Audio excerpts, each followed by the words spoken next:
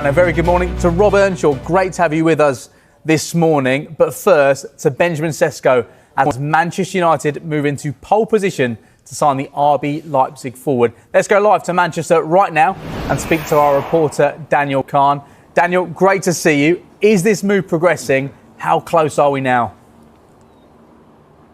Yeah, good morning, James, and to you, Robert, as well. What is the latest with Benjamin Šeško? Well, we reported yesterday that Manchester United had upped their bid closer to that £70 million mark, getting closer to Newcastle's bid for the Slovenian striker. But what we can tell you is our colleagues in Sky Germany this morning reporting that fresh round of talks with Leipzig and Manchester United are due to happen to really just finalise those details around the fee. We don't expect personal terms to be any issue for Šeško if he is to join Manchester United, but it feels like this move is just edging closer and closer if the trajectory we believe it to be going in continues in that direction. But I think from Manchester United's perspective, they'll be wanting to get this deal done when and if they can as soon as possible, because remember, it's just over a week until they open their Premier League season against Arsenal on that opening Sunday, and they'll really want that another attacking option alongside the likes of Matheus Cunha and Bryan Mbeumo to really start their Premier League campaign, because we all know what happened last year and they need a much improved season this year under Ruben Amorim. You mentioned the end to last season. How much of a statement signing would it therefore be for Manchester United and Ruben Amorim if they get Sesko through the door? Absolutely, James. We all know how much United struggled for goals last season, not just the likes of Rasmus Højlund, but the whole team, as a matter of fact. And United, it looks like if they get this deal over the line, will have a new look front three in Šeško, Matheus Cunha and Bryan Mbeumo. And between them, they scored 48 goals between them in the league last year, whether that was the Bundesliga or the Premier League. So that firepower is very exciting for Manchester United, Ruben Amorim and their fans. I suppose the one question will be how quickly can they gel? I'm sure Robert Earnshaw will tell you in the studio, just how much that familiarity will be needed for those players to train together and really get to know each other off the pitch as well. But on paper, with the likes of Bruno Fernandes behind, Ahmad, who's been playing at wing-back a little bit in pre-season as well, I think that first 45 minutes against Everton in that last pre-season game in the summer series really gave you a bit of insight on what this United team could be capable of going forward. They looked really sharp in that game, and I think under Ruben Amorim in pre-season they also look a bit fitter, a bit leaner as well. So I think overall it seems like pre-season has been quite positive alongside these signings as well. But we have to see how they perform in that first game against Arsenal, because all of that momentum could be halted if they fail to show up in that opener. Now, away from Sesko, one other story emerged yesterday. United's reported interest in Brighton's Carlos Baleba. What can you tell us? Yeah, absolutely. This was really interesting. David Ornstein from The Athletic reported yesterday, James, that United had made contact through intermediaries with Brighton over what a deal could look like for the Brighton midfielder, Carlos Baleba. But as we understand it with United, they very much, if they get Šeško over the line, they really need to focus on outgoings. Yes, Baleba is someone that they like, and midfield is definitely an area they would potentially look to strengthen in this window. But I think before they do, they really do need to focus on funds from sales. Remember, this squad is somewhat bloated, although they aren't part of the first team picture. The likes of Jadon Sancho, Alejandro Garnacho, Anthony Terrell, Malacia as well. All of these players need to be offloaded before the season begins, really for the players themselves, but also for the club, you would imagine as well, to really balance those books. So very interesting to see if that interest is followed up with any formal bids or not. I think midfield and Baleba's profile would be a great addition to this United team in terms of not just his defensive attributes, which is very easy to see in terms of how good of a tackler, recoverer of the ball he is, but going forward, he's incredibly good dribbling past other players' opposition. His long passing is incredibly impressive as well for someone who's just 21 years old. But I think from Brighton's perspective, they'll have no intention of selling someone they spent £23 million on just a few years ago from Lille. Would they be getting that maximum profit just yet? A player who still has a long-term deal with the club, I would be very shocked at this moment in time. But let's wait and see what happens. Absolutely, Daniel. Thank you very much for now. So as we continue that discussion when it comes to Benjamin Šeško and Manchester United, with Rob in the studio with us now, we understand at this moment in time that Sesko's preference is to join Manchester United over a potential move to Newcastle. Can you understand why he's been drawn to United? It's interesting considering Manchester United finished 15th. No, obviously, European football this season, and Newcastle do. And they do have Champions League. So that's a real, almost kind of balance because, you know, a lot of players, they look at the history of the club, the size of the club, huge. Both are big. But in terms of global status, of course, Manchester United are a bigger club.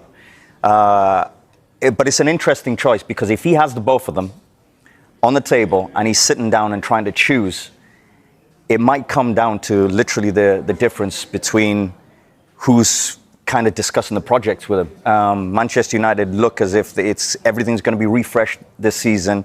The manager is clearly at the forefront of that recruitment. And it's very interesting. So, yes, I can understand him if he goes to Manchester United because the size of the club is huge. And also maybe he could be seen as a bit of a hero in terms of, yes, Cunha, Mbomo, Fernandes, the players that are there. He comes in, Sesko comes in, scores goals, takes them to European football, takes them to way higher up in let's call it the top six, and then maybe Champions League, maybe European football. That is the start of this new Manchester United. Sometimes the project of being fresh, new, and also being part of that, I think is also huge. But also because it's the size of the club, it's Manchester United. And I think that's how Manchester United are putting it. The other thing about the stadium is kind of long term, because I think that's kind of part of the project, but it's years away. You know, it's far from anywhere near completion. Manchester United would have had a list of potential strikers they were looking to sign this summer. Very high up that list was Ollie Watkins. Can you understand why they've opted against somebody with Premier League experience who maybe would have been cheaper, although he's nearly 30, over a player? Well, they've gone for a younger player with a high ceiling, but Watkins could have come in and maybe delivered straight away. Yeah, well, listen, Ollie Watkins, I love Ollie Watkins. I think he's quality. I think he brings goals. I think he brings assists. He brings this real energy to be able to, you know, pop into little holes in on the pitch, but also be able to stretch the team. You know, he'll be the first to be put through on goal for a 1v1. So I think that kind of fits with Manchester United. But I think age kind of goes towards this, you know, because Manchester United will be looking at that and maybe thinking, okay, he's nearly 30. This player's 22. Okay, the next stage, what level are they? Do we believe Sesko will hit the same levels as Ollie Watkins in the next few years? Okay, maybe he puts him up. And then it is obviously down to longevity. You know, if we give this guy a 4 or 5 year contract, he's our long-term project. Ollie Watkins might not be that. But I would be very surprised if Manchester United haven't looked at Ollie Watkins and at least had the conversation and at least had the discussion of, would you be interested? Because let's rewind back 6 months. There was the discussion of Ollie Watkins going to Arsenal, and he was very interested. So I would assume Ollie Watkins would also be very interested in Manchester United, but maybe it just doesn't fit right now, and that's why. But I think Sesko is a very, very good option. You know, when I look at him and I look at what he can bring to Manchester United, and also bring to Mbomo, Fernandes, Cunha. He's very different to those. You know, he's much more of a goal scorer in terms of in that way, but also I think they kind of look at him as this long-term project rather than Watkins. That's the main factor. Well, a long-term project was Rasmus Højlund, who came in 2 years ago. Would you have sympathy for him if Benjamin Šeško comes in? Because Højlund's had to lead the line for 2 years at a very young age. Clearly, with United not being in Europe next season, there's going to be limited minutes for him if Sesko does come in.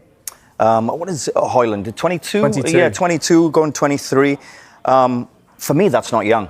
I think maybe when he first came in, that first 6 months, 8 months, yeah, okay, he's young, everything's fresh, get used to everything. But after that, to be honest, the bottom line is he's not been good enough, and he's not delivered, and he's had the opportunities because, you know, who else has it been? He's had chances to be in that team.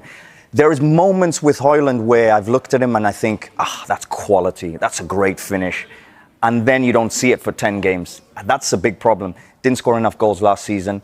And Manchester United right now, they're looking at players, and they've had, 8 months or so to look at the players that are currently there and say, are these the players that take us forward?